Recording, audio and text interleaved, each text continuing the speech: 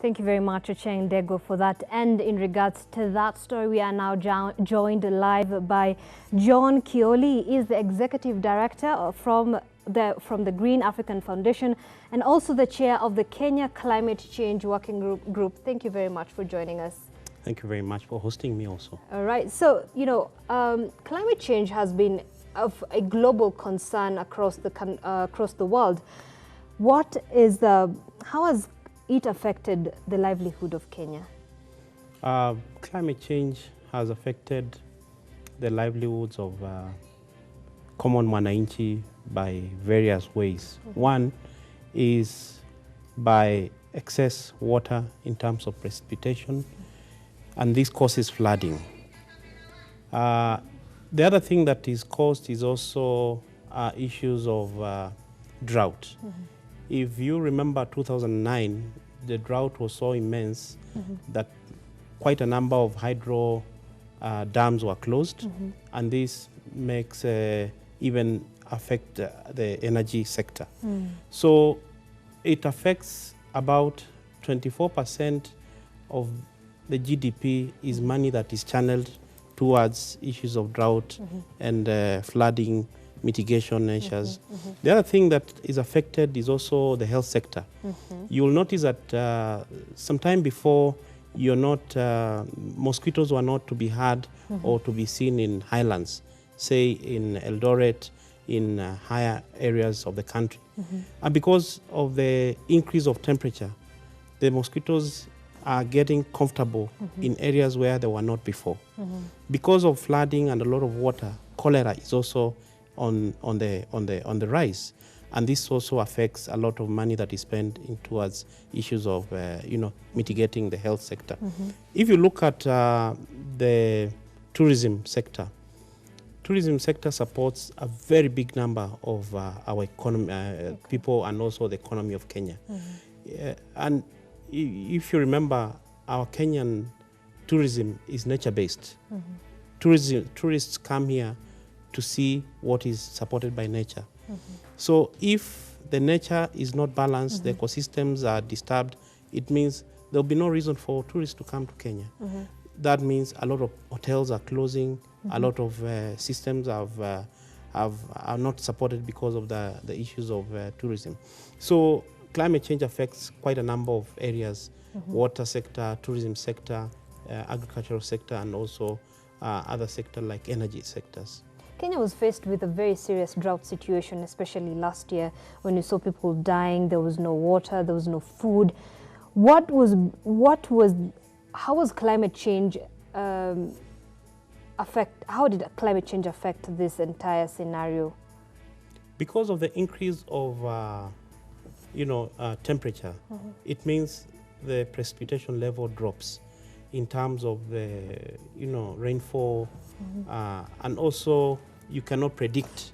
Mm-hmm. Mostly you cannot predict when to plant, you cannot predict when to plan for your planting, and even after you plant, what the rainfall that you're expecting mm-hmm. is not consistent to what you're used to. Mm-hmm. So you find that that is what now culminates to drought. Mm. So you find that farmers do not have enough food, pastoralists do not have enough pasture, mm-hmm. and it brings also issues of conflict over natural resources, because the farmers want to plant, the pastoralists want to get their livestock, mm-hmm. Having pasture, and this contributes to such conflicts. So what are the effects of our ratification to fighting climate change?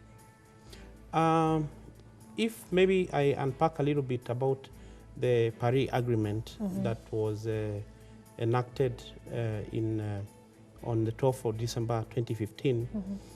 over 195 countries came together in Paris mm-hmm. and came up with the Paris Agreement. Mm-hmm. And mostly the highlights of the agreement or mm-hmm. the accord is, one, they agreed to make sure that they do not increase their temperatures up to 2 degrees. Yes. Actually, the ambition is to go lower to 1.5 degrees. All right. Number two, countries agreed that they are going to develop in a low carbon pathway, meaning that they are not going to pollute to develop. All right. Number three, developed countries accepted to support developing countries in terms of mitigation and adaptation of climate change. If you look at Article 2 of the Paris Agreement, A of it is particularly on countries accepting to go low carbon pathway in terms of make sure you don't go beyond 2 degrees. And the ambition is 1.5. Okay. The B part of it is the issue of making sure that the development of your country must be low carbon pathway.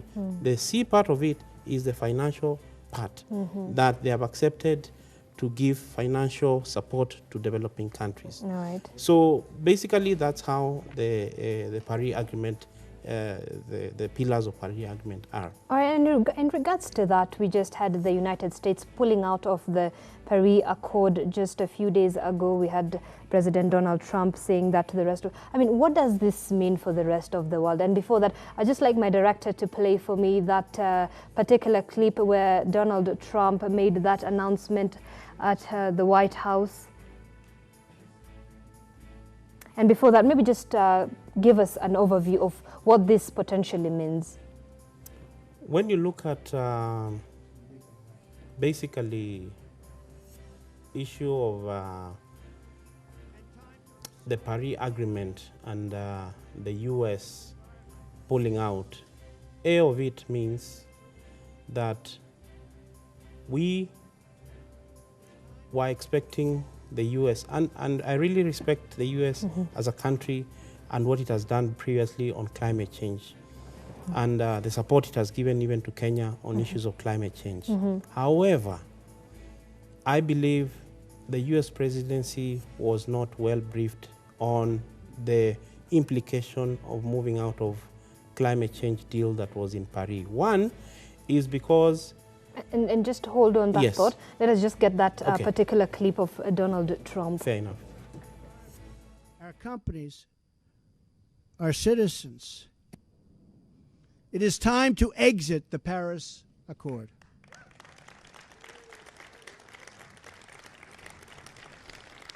And time to pursue a new deal that protects the environment, our companies, our citizens, and our country.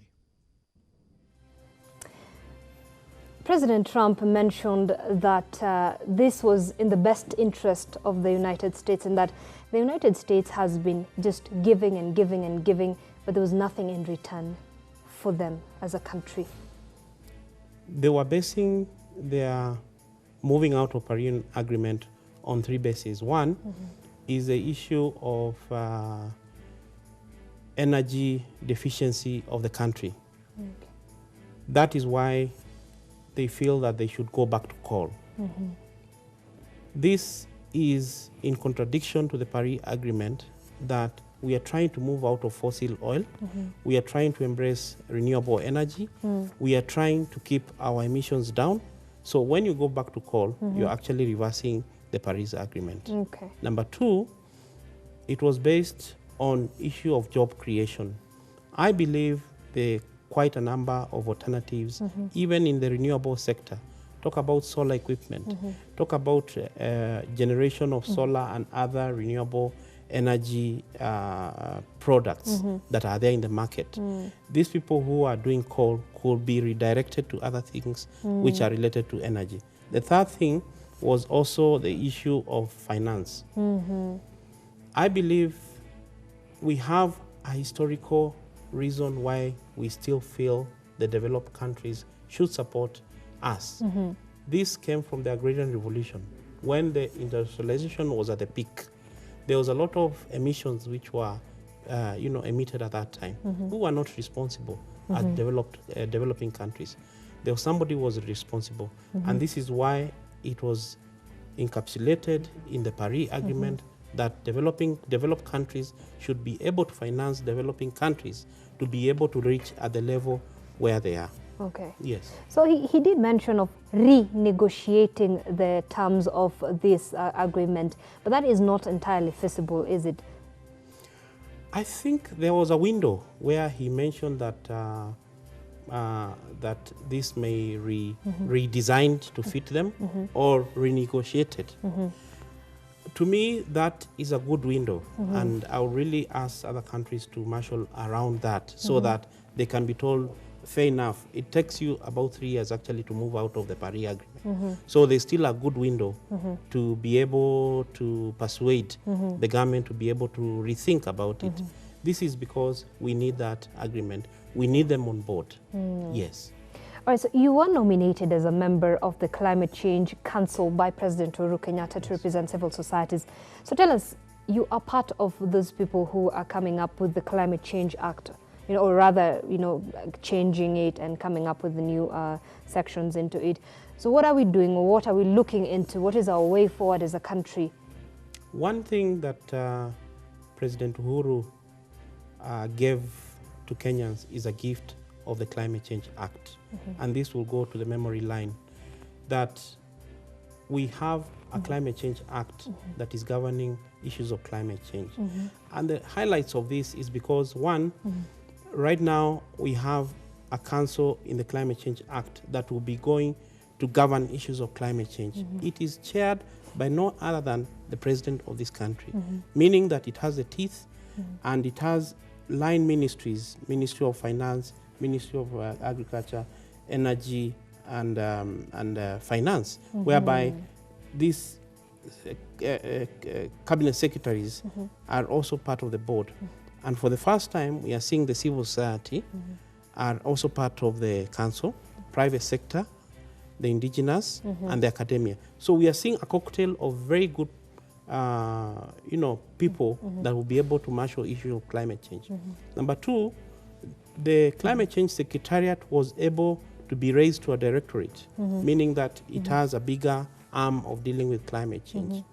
The other interesting thing is that there is now a climate change fund, whereby this basket will be populated with money and it can be given to projects dealing with mitigation, adaptation, research by academia, by private sector, by civil society, and the counties can be able to manage issues of climate change using this kind of fund. So I'm seeing a commitment by the government in terms of climate change by signing this agreement by the president. All right. Yeah. So in terms of control measures, I mean, it's not enough to just plant trees and plant, flowers. What other measures can we as Kenyans incorporate into, our daily life? Even for the people, mwananchi, a common mwananchi, to ensure that we actually avert this climate crisis that is looming over our heads? I think the secret lies in issues of energy. In Kenya, over 80% of people use biomass energy, meaning that you're using charcoal, meaning that you're using wood energy, and all that. If we are able to have efficiency in the biomass energy, one, having clean cook stoves which are using less wood, having efficiency in terms of charcoal, how you make charcoal, how you use charcoal, meaning that you're going to have efficiency means of utilizing and even producing biomass energy. Right. The other thing is switching into now renewable energy and replacement of it by a simple thing like solar lantern. A solar lantern can go all the way in cutting down the appetite for paraffin. That means once you get a solar lantern, which is about 1,000 shillings, you are able to now have sustainable energy, meaning that you'll no longer use your paraffin, and your life goes on. And this is a whole mitigation measures of climate change. Okay, as a stakeholder, what measures have you put in place to ensure that we are embracing this renewable energy? We have, as advocates of climate change, gone to the counties and persuaded the counties to include issues of climate change into their county integrated programs, development program, CIDPs. If the counties embrace issues of climate change in their CIDPs, it means they will budget for it. It means they will purposely put money and be able to track issues of climate change from the county level. 90% of the Climate Change Act actually belongs to the counties. And this is a gift also to the counties, that they will be the ones to use this act to be able to mitigate and adapt to climate change at the county level. So by advocating issues of climate change to the county level, I think we'll be able to get it. All right, thank you very much, Mr. John Kioli, the Executive Director of Green African Foundation and also the Chair of the Kenya Climate Change Working Group, giving us his perspective on climate change, its impacts rather, and the way forward. Now we're going to take a short break, but don't go away. We'll be back with business news.